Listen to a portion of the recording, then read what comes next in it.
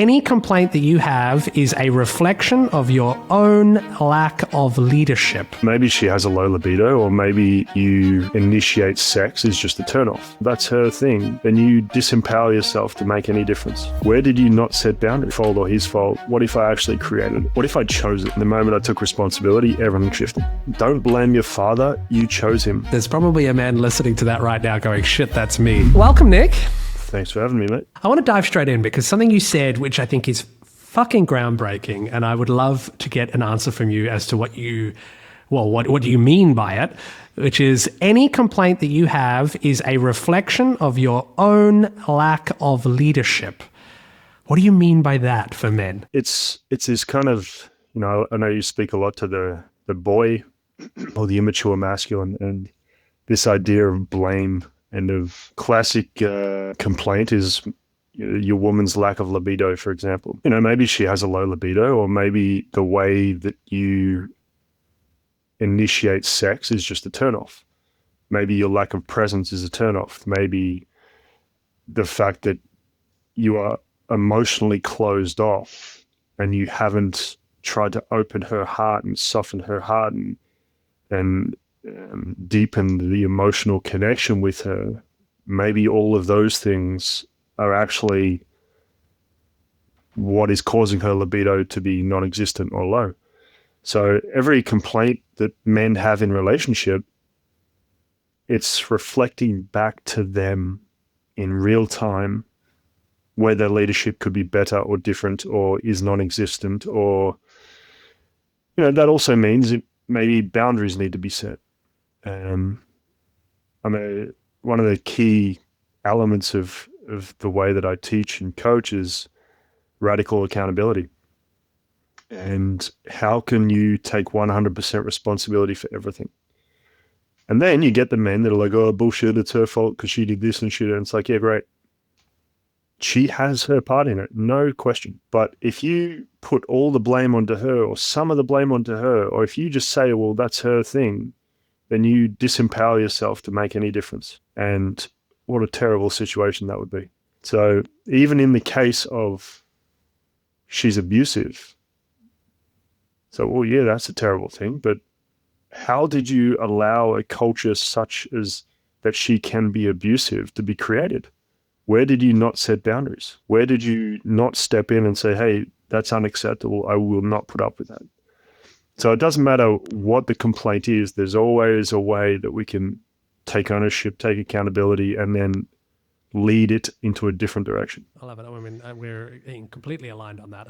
And I love the way that we, when you get there, you can get there in so many different ways. Like I always have this analogy of your shit and her shit. And in the end, you've got to shovel away your shit, because if you don't know what's yours and hers. It's all contaminated. So the only way is to take yours. But I love that approach from you. And I find it interesting because I also get the complaint from men that they might say, but shouldn't both sides have that kind of accountability and that? So what would you say to that kind of man who goes, well, but isn't that actually just a fact of life that we all take accountability and responsibility for us? It should be.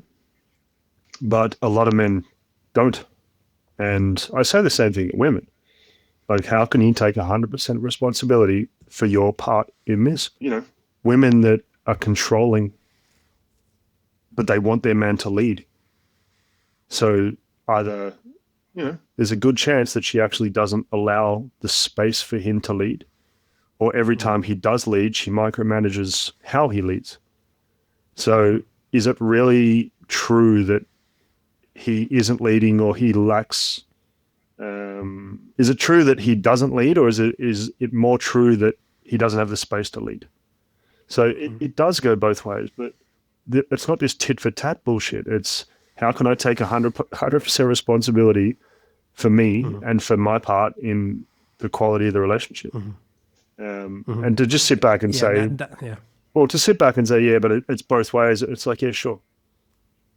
Okay, but anyone who says that is not taking even responsibility of their side. Right. Like that, because I think the first moment that you actually take responsibility for your side, you straight away even realize that you don't have to say, but she's not doing it. It's an excuse for not doing it. as an excuse for holding it back. I love that radical accountability. And how did, I know, and I think my listeners know how I got to that understanding, but how did you get to that understanding? What was it that made you realize, you know what, I have to take 100% responsibility? My ex-wife had an affair, and I very much played the victim for a long time, and was just like, they did this to me, and my life is ruined because they did this to me. And that experience in life was the catalyst that catapulted me into this new way of being.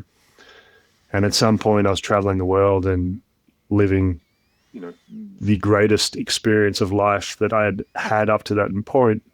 And I again went to regurgitate the same story. My wife had an affair and they ruined my life. And I was halfway through this sentence. I'm like, fuck, man, that's not even true. This was sure, it was painful, but it was the greatest experience of my life. And what if instead of it all being her fault or his fault, what if I actually created it? What if I chose it? What if I chose for everything that has ever happened for me to actually, I chose for this to happen? Okay, so why would I have done that? I would have done that so I was forced to separate from her because nothing else would have done it for me. And I would have chosen that because it would force me to go back and heal all of the shit that I've been carrying my whole life that I'd never wanted to look at. And I was pretty much an alcoholic since I was about 14 and got heavily into drugs and partying, and I was just numbing my existence. And that's what it did take for me to actually reflect on where I was and what I needed to do to change. So when I realized that, I was like, okay, so where else, how was I responsible? I was completely numb. I was emotionally avoidant. I didn't give her any presence. Nothing that women needed, I was able to give her. And then I blamed her for having an affair. It's like, that's fucking ridiculous. So, radical accountability. I did this. I created this. Yes, sure, she has her part in it and she could have done things differently, perhaps, but it's not the way that it happened. And the moment that I realized that and the moment I took responsibility, everything shifted. Let's take a quick break. If you're listening to this podcast because things have been rough at home, the fights, the tone, the distance between you and your wife, well, then maybe you need to know something. The Better Husband Academy is officially open. It's a 70-day program where I teach you exactly how to stop the same arguments, drop defensiveness, repair resentment, and actually show up as a man that you and your wife respect again. These are real tools, the stuff that actually works with you and your wife in real time, in real life, not just years of talking in therapy in circles. The Academy doors are open for 1 month, and this is the only way to work with me for a long time. And once the doors close, they close, and I go all in with the men inside. So if you want to change things at home, join the Better Husband Academy now.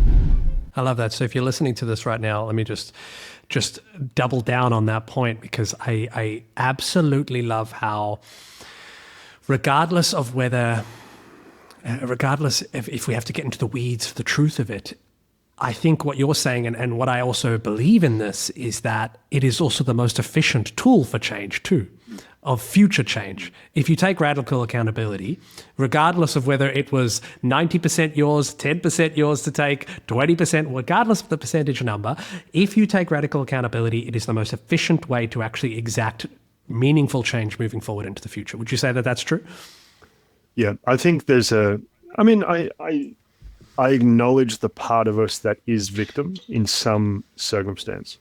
And there is almost like a spectrum of healing that when you get to the point where you can actually ask yourself, if I chose this, what is the reason it would be for? For me, that's when your healing it's evolved.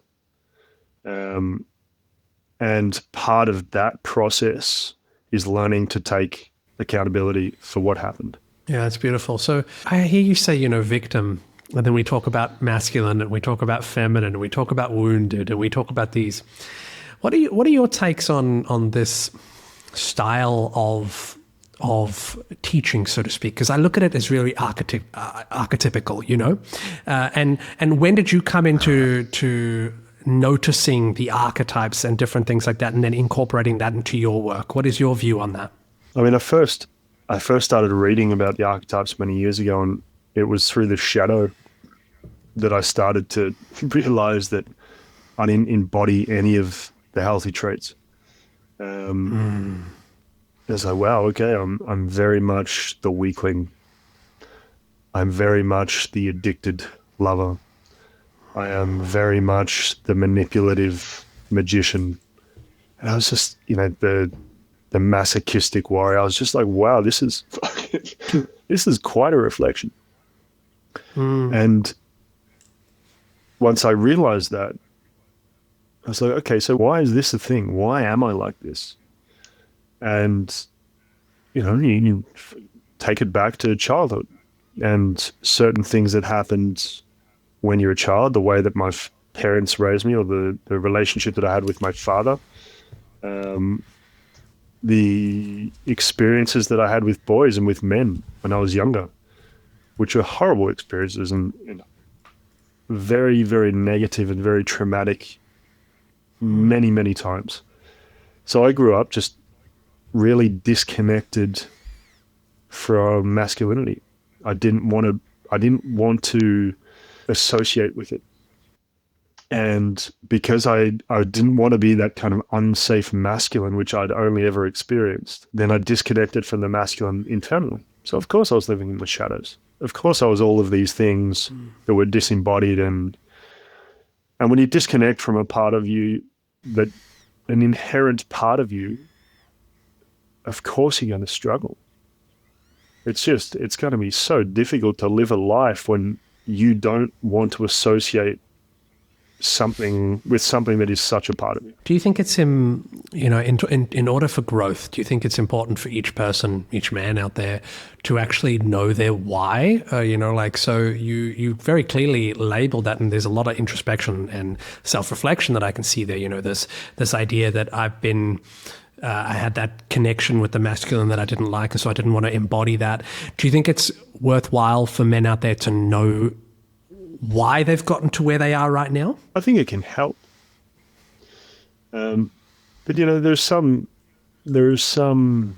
ways of being that have occurred due to some kind of trauma, where it's not necessary to know exactly what happened. Because then you're just in your head going back into the past and trying to figure out story, rather than dealing with the present moment, feeling and sensation and contraction and whatever is happening in the present moment. And that is the only thing really that you want to be dealing with. Why it happened, it doesn't necessarily matter. The fact that it's happened and you're living a certain experience, that is more the thing. That's where the juice is. That's where the fuel for that transformation comes from. I almost feel like the why sometimes provides us with validation.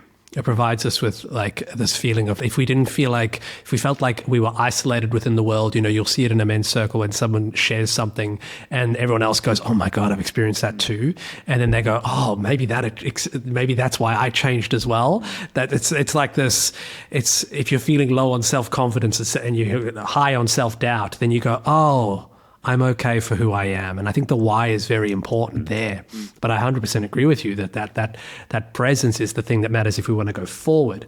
And how do we, I know you're big on like wanting to make actionable change. One of the things I asked you, which was what would make this a good episode? And you said key takeaways. How, if I were to ask, how can we get key takeaways on how to be more present? Because that's the number one question that I always hear from men. How to be more present. Especially like, and because, especially takeaways here, because this is the thing, where we keep saying it. I know in my coaching, I always keep talking about, we got to be more present. I hear it everywhere. Be more present. But then what does that actually mean actionably for men that have never looked at presence? Figure out all the ways that you're distracted throughout the day. And mostly for a lot of men, it's the phone. And, you go to the toilet, you take your phone. You go down the street, you take your phone. Everywhere you go, you're attached to your phone. And what if the next time you go to the toilet, you actually leave your phone and you give yourself some time to be with yourself? And the next time you go down the street, you go to the shops, what if you actually left your phone? And bring this into the relationship, set some container around moments where you are with your woman where the phone is absolutely not necessary, like at the dinner table. Maybe every time you have a meal with your woman, your phone is away somewhere else where you don't have access to it. And then you sit and you notice the compulsion to do something.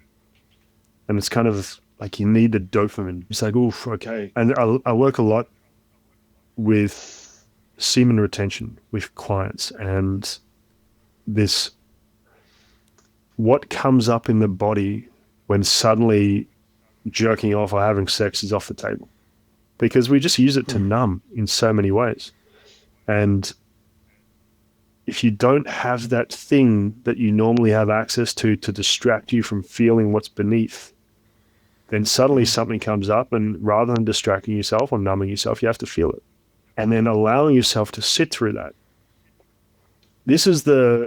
For me, this is how you kind of access a deeper layer of presence.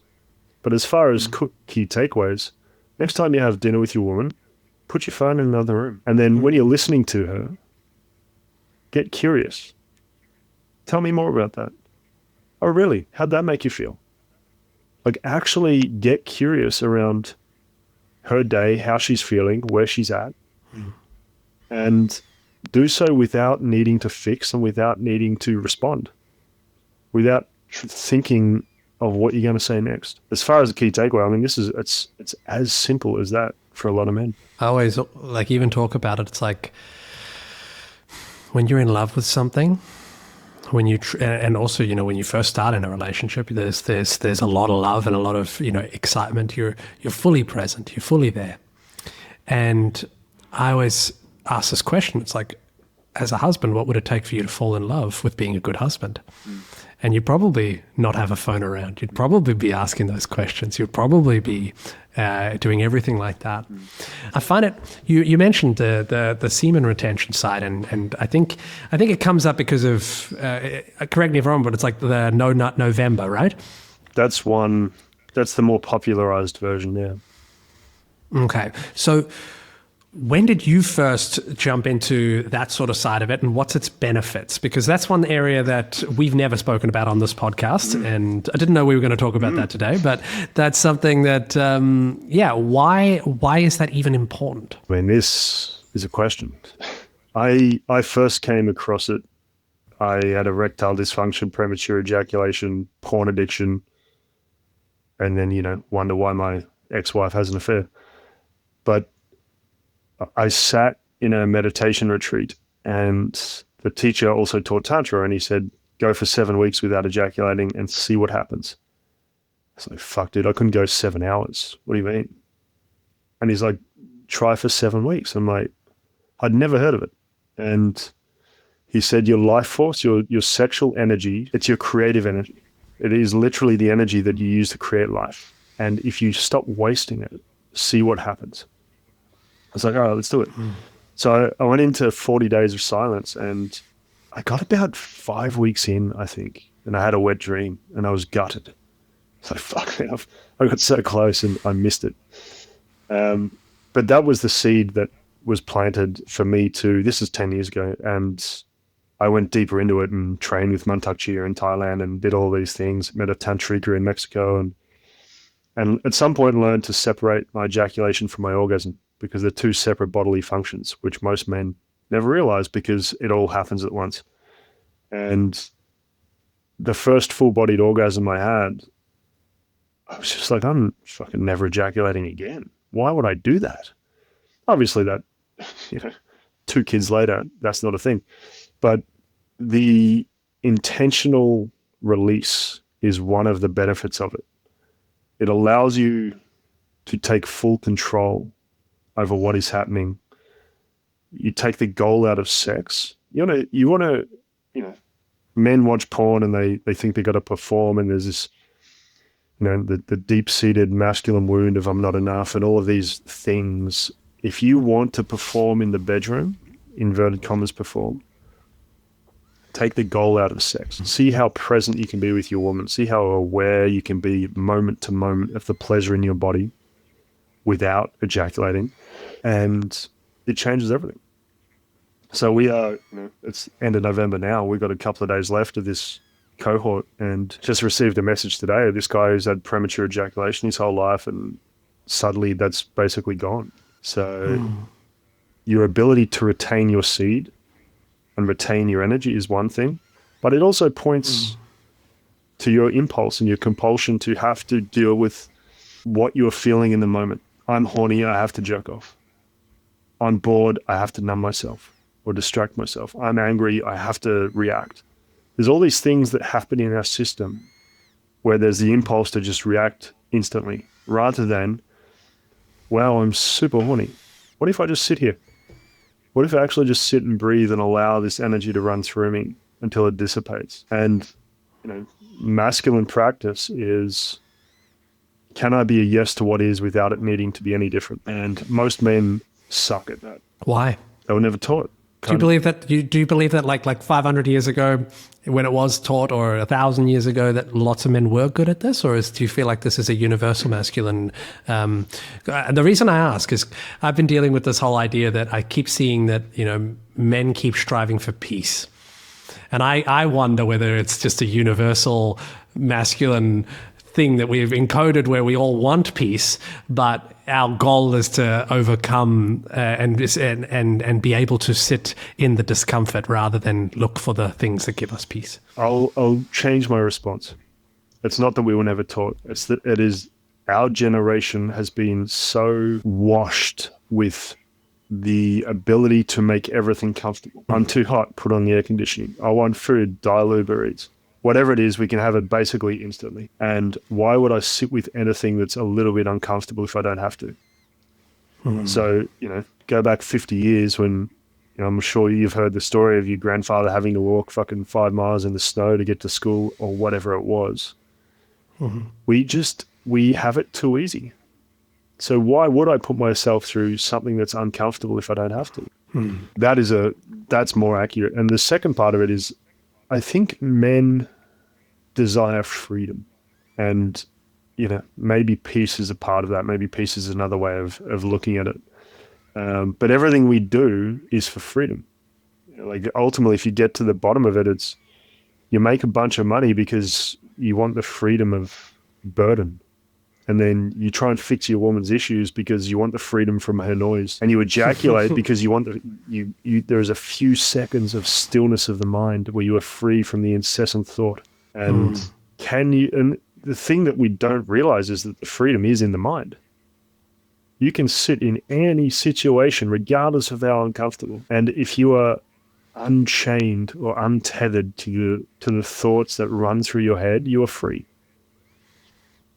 And unfortunately, we don't practice enough or train ourselves enough to reach that. So we find it through cheap means. Exactly. I mean, it's so funny because most of my clients, if we really boil down their issues, it's a lack of presence. And I can imagine this is also the case for almost every client or every person in this world when they're really dealing with a lot of things. It's a lack of being able to handle the things that are in front of them at the time. I have a couple that would talk about their issues with their wife, but they can't be present because half their brain is, let's say a third is focused on the soccer scores. A third is focused on work and what's happening in the stock market. And then the last third is trying not to fuck up in the house. And so what do? They fuck up in the house and they don't even notice anything within that. And then they go, Alessandro, how do I be calm in this world? And then they hear they might hear someone like you and they go, and then I just have to not, ejaculate? Fuck off. So I'm bringing that all up because I can imagine that there's probably a man listening to that right now going, shit, that's me. What would you say to the man that's listening and nodding along to this going, this is me. I'm part of this. And maybe they're too scared to do anything about it or don't know what to do first. I mean, part of me is if you don't know what to do, or you feel resistance to the very idea of sitting in discomfort, that's a pretty good sign. A resistance in life is always the doorway to the next level of experience. And anything that you are staunchly resisting, like not ejaculating for 30 days, is going to change the way that you experience life. If you're listening to this and you're like, fuck, that's me, and I don't want to put myself in an uncomfortable situation, then your entire life is going to be filled with uncomfortable situations because you lack the ability to sit with them and do nothing. So it's just going to be more and more. It's just pointing to where you were triggered. And if your woman complaining or nagging is frustrating for you or is hard for you or is difficult for you, it just means that you don't have the energetic capacity to hold her. And if you're constantly ejaculating and you're never putting yourself into an uncomfortable position, you are never going to expand your capacity. So think of the masculine like a riverbank, and he provides the direction and the depth and the width, and the feminine is the water. And when it's smooth sailing and she's just brisk summer's morning and there's nothing really happening, it's fantastic. I can just be the way that I am. But the moment the wind comes and the water starts to get choppy and suddenly there's rapids, do you collapse? Or do you actually expand your riverbank?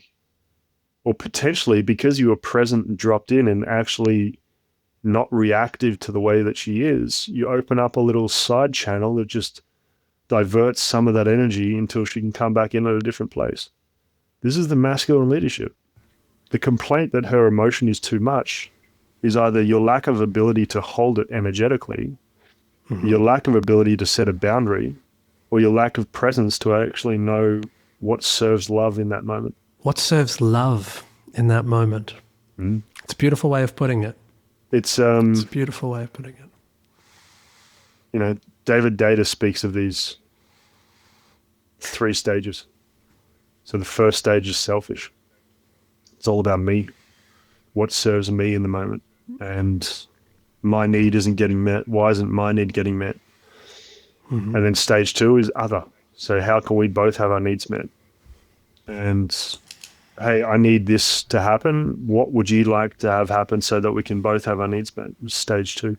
Stage 3 is the sacred. It's what serves love. It is, it's not about my need. It's not about your need. It's what does love need?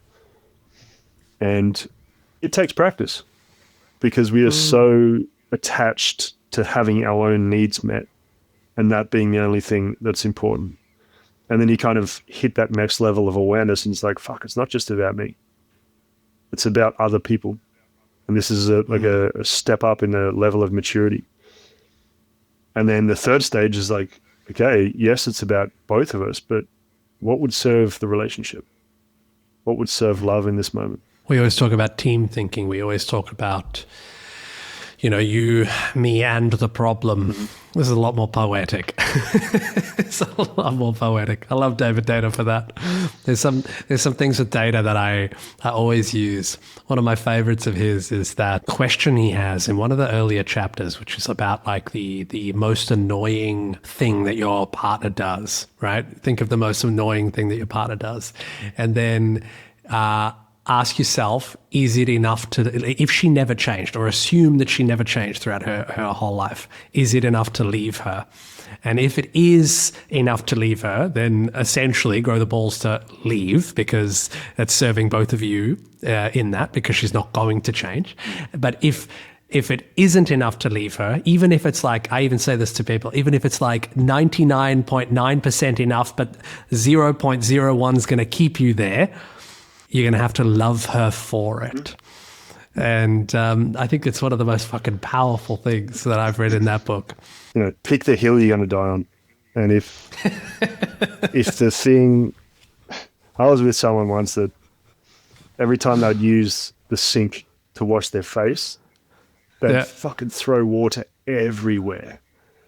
But not just once, like every single time. And I would bring it up several times. And for them, it was just not a big deal. And it's like, all right, is this worth ending the relationship over? It's like, no, it's not. Like, what serves it's love? annoying. Not. It's really annoying, and whatever. What serves love is for me to actually just be okay with it. Just understand that the world is filled with interesting and wacky people, and you're with one of them. And you are Enjoy one of them. it. If you're listening to the show, you're already asking the right question. How do I show up better? Maybe things feel harder than they should at home. Maybe you know something needs to shift, but you're just not sure where to start. Here's what I know. You're not lazy, you're not broken, you just never got the manual. Nobody teaches men how to be husbands. Nobody shows you how to navigate the hard conversations, regulate your emotions, or turn your marriage into an actual team. That's why I created Better Husband in 2-Minute Emails. It's one email every Saturday morning with one tool you can use that week. There's no therapy speak, no blame, just the skills that actually move the needle. 2 minutes, one Saturday morning, that's your entry point. Because 3 months of focused work beats 20 years repeating the same damn pattern. Links in the show notes. First email lands this Saturday. And you are one of them, true. And this is, Yeah, you've got your own quirks. You've got your own quirks that we all have. It's beautiful. It's beautiful. What's it like being a dad? How's that changed your work? How's that changed what you've experienced? Oh man, it's like having your capacity to be love, hold love, give love, feel love, extend beyond anything you can ever imagine, whilst simultaneously holding the potential loss that also brings, which is just this wild concept of the fragility of life. And so there's that one thing, and then you have this creature in your arm that you just love more than life itself. You would literally kill and die for. Simultaneously, at some point, you want to throw him out the window because he's just pressing every single one of your buttons. And it's just this incredible reflection, moment-to-moment reflection of like, he's now 15 months old or something. And he pulls everything out, he rips everything down, and he sticks things in. And he's this little explorer, and he's doing what he's meant to do. And I can feel my father in some of the things that I say. I was talking. I bet that's scary. It's just this beautiful, like, oh shit. Oh, did I just say that? But I spoke to a friend recently who her daughter's a little bit older, and she said something really profound around this idea of the way that you criticize and speak to yourself becomes very obvious when you see your child do it, because they are just emulating you. So when your child speaks poorly about herself, it's a reflection of you. And it's like, that's what I'm teaching my child.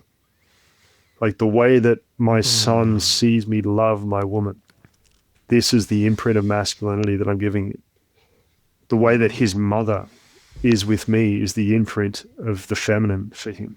And I got a lot of clients. It's like, dude, this is how you're showing up in front of your child. Like this is the type of masculinity you want to teach your kid. Whether it's a boy or a girl, it doesn't matter. So we lead by example, and we have this moment-to-moment reflection of how we could step up and where we need to do more work. And it's fucking so beautiful and equally as overwhelming. I bet. And we have another one on the way. She's like 4 months pregnant. Yeah. So. And I see you had a beautiful engagement video, by the way. I never got to tell you that. Gold. That was fantastic. It's fantastic for the viewers out there. You must have planned it, like the specific spot. It was like by the pyramids in Egypt. You had everything ready, and then you put the camera on it looked like a 5x zoom on an iPhone or something like that. And then Sarah, obviously now your fiance, was standing there, and then she had no idea, right? She had no idea. And then what I loved was your son then just like ran all the way to the camera at the end and just knocked it off. Yeah, but in those glimpses where it focused on him and then focused back on us, with these really, it was incredibly beautiful the way that it turned out. But also, kind of like Instagram, it was absolutely not how it was planned. And it was at the Temple of Isis because this is her thing. And she loves Temple of Isis. I planned everything down to the absolute T, like down to the food that we would get. And there were a couple of things that really threw us off course. It was meant to be the day before. Something happened. We were meant to go to a different location based on the guidance of our tour guide. And it was meant to be completely open and there'd be nobody else there. And all these things happened, which were not according to plan. I could feel my system. And then, so it was going to be the night before and it was going to be at sunset at the original temple. And we had an argument. And we got into this kind of heated discussion and I was like, fuck, I don't want to do this. And so we waited till sunrise the next morning and, you know, it really highlighted, and I kind of knew that this would, to some extent, happen this way of hold the pose. Yeah. Like, this is not how it's meant to be. That's okay. Hold the pose. But that's also how it's supposed to be. Is the fact that it's not the way it's meant to be. Yeah, I mean, people can see it on Instagram. It turned out to just be far greater than I could have ever written myself.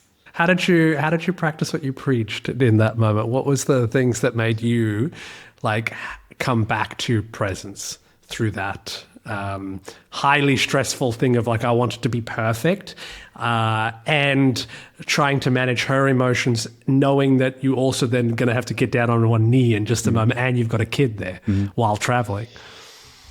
I've been working on myself pretty much full time for 10 years and I've experienced, I've made so many mistakes and I fuck up so often that there are certain themes that constantly come back. And one of them is trust the process. And so many times in a past life, I would have gone, oh, I'll just do it now. And then ruined it. And it's happened so many times that I'm like, no, this is the wave that's meant to knock me off course and it's not going to. Oh, there's another one. Okay, this is good. And, you know, contingency plan after contingency plan, but knowing just this is happening exactly the way that it's meant to. And again, back to what we said in the beginning, how would it be if I chose this? How would it be if I chose for the site that we were going to do it the day before, if it was meant to be filled with fucking influencers taking selfies? How, if I chose for that to happen, why would I have done that? Well, I wasn't meant to do it there. Okay, great. How would it be that the guy that told me he'd pick me up 7 o'clock on the dot so we'd get to the place where we were going before everybody else arrived, if he just decided not to turn up because he was busy? It's like, okay, don't get stressed. Just, what if I chose that? Well, I'll just ask somebody else to pick us up. It's like, what if I chose this is kind of a mantra that you just, it makes everything easy. And there's something. Yeah, you wouldn't have the stress. The stress is literally just coming from the expectation being destroyed. And that expectation in that moment has no bearing on what's going to happen next.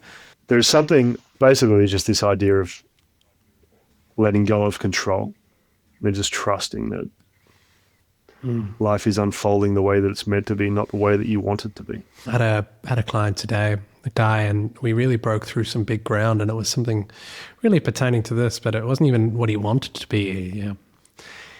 He had this whole thing about what life should be. And he had almost this unwritten contract that because he's been living to how life should be, he's so annoyed at the rest of the world and his wife for not living up to the way that the world should be compared to what he said. And it really opened my eyes towards the end, where I just realized we just have this huge internal narrative, every single one of us. Like, it's this thing that just stops us in every point, this narrative, and it could be the should, it could be the expectation of what could have, would have, should have happened. It could be, not being able to sit still, but it's just this busyness and noise. And what I'm feeling from, talking to you is it's really just about dropping that. It's really just about letting that go. There's a Untethered Soul by Michael Singer. There's a chapter where he speaks to this idea of having life exactly the way that we need it so we're okay, as opposed to being okay with things that are happening and the suffering that we create because things are not the way that we need them to be. And, this is, again, masculine practice. Can you sit in discomfort without it needing to be any different and just see what happens to your mind? See where the mind goes and like all of the reasons that you got to stop it and you should stop it. And it's not, this sucks and why are you doing this and then blah, blah, blah, blah. And it's just the mind.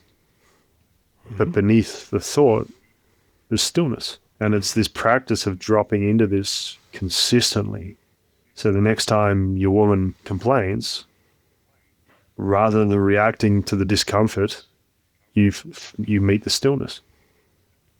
And that is the thing that is actually going to calm her sooner than you defending or deflecting or fucking whatever. As soon as you have any type of closed behavior, she's gone. She's gone. And what serves love? Love is gone too. Everything's gone in that moment.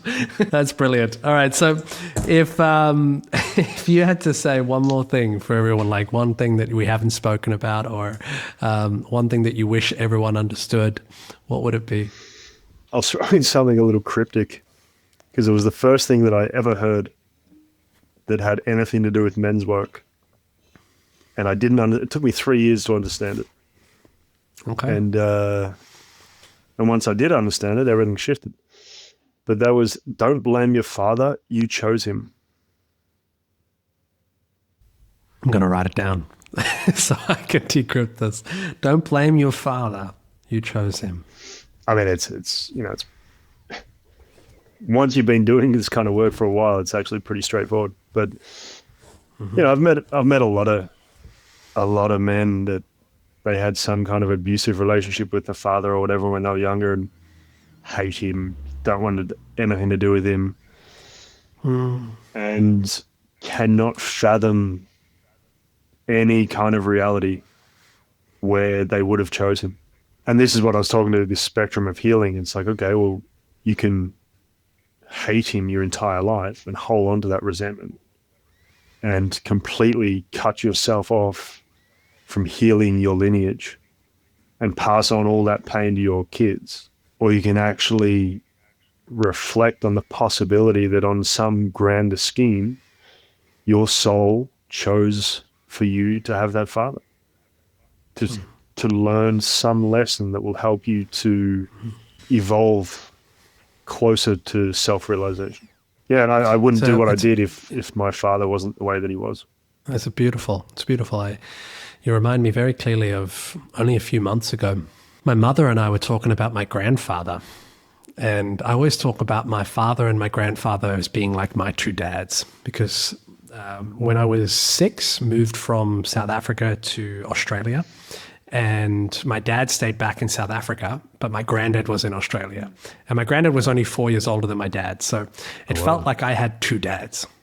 Like I had two dads. They both were kind of the same age. One was this Rhodesian, ex-military, hard, tough man, and the other one was this soft Italian guy who, if you got in a fight, let's just make the other boy's parents some pasta and everything's okay. My grandfather's like, no, you two got to fight in a ring until one of you comes out and everything's sorted. So two very different men, and I looked at them both as my fathers.